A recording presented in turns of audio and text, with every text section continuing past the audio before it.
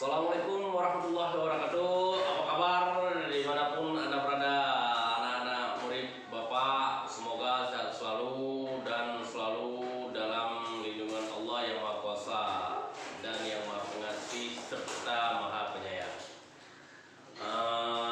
Murid-muridku dimanapun Anda berada, pada pagi hari ini Bapak akan memberikan materi selanjutnya pelajaran bahasa Indonesia, yaitu dengan tema kritik sosial. Apa tujuan kita belajar tema ketiga ini? Yang pertama, kita bertujuan mengidentifikasi informasi dalam teks editorial. Yang kedua, kita menganalisis struktur dan kebahasaan teks editorial. Yang ketiga, menyeleksi ragam informasi sebagai bahan teks editorial. Yang keempat, merancang teks editorial dengan memperhatikan struktur dan kebahasaan. Nah, empat tujuan itu adalah salah satu harapan Bapak kepada kalian. Setelah mengikuti tema ini, kalian mampu empat aspek yang Bapak sebutkan tadi. Murid-muridku sekalian dimanapun Anda berada, kita masuk kepada pelajaran 1, yaitu pembangunan teks dan pemodelan. Yang pertama, A. Mengidentifikasi informasi dalam teks editorial. Anak-anakku sekalian, teks editorial merupakan tulisan yang berisi kupasan masalah aktual atau yang baru saja terjadi pembicaraan di masyarakat. Nah, itu teks editorial.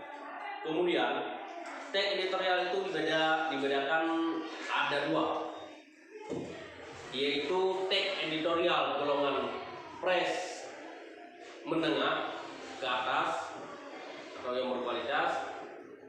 Yang kedua, teks golongan press menengah ke bawah. Nah, bagaimana ciri-ciri teks menengah ke atas? Teks menengah ke atas itu adalah hati-hati.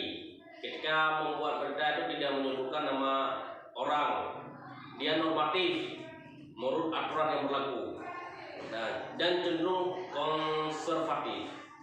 Nah, yang kedua, teks editorial golongan press menengah ke bawah, yaitu lebih berani langsung menyebutkan nama orang, atraktif, progresif, lebih memilih pendekatan sosiologi daripada pendekatan politis. Anak-anakku sekalian, sifat editorial umumnya, yang pertama, krusial, yaitu tulisan secara berskala bergantung pada jenis.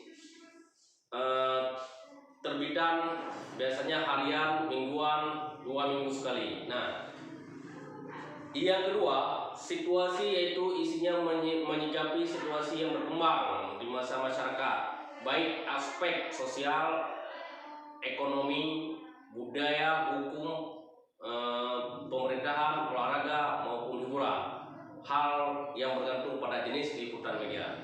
Yang ketiga, konsisten. Yang keempat, politis. Nah, politis terkait dengan erat dengan media, kebijakan media yang bersangkutan. Nah, anak-anak sekalian, bagaimana ciri-ciri editorial?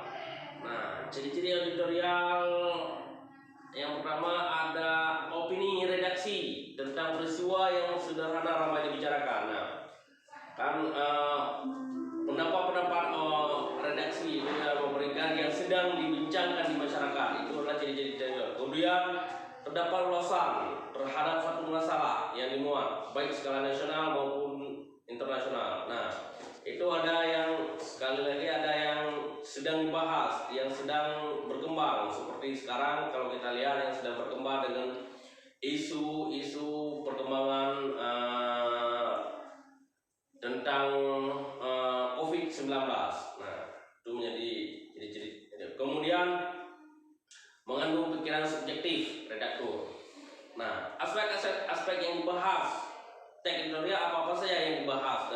Yang pertama ada judul, yang kedua latar belakang masalah, yang ketiga tokoh, yang keempat masalah, yang kelima peristiwa yang disampaikan, kemudian opini penulis, kemudian kemudian saran dan solusi permasalahan, kemudian simpulan, sumber berita, dan anggota redaksi.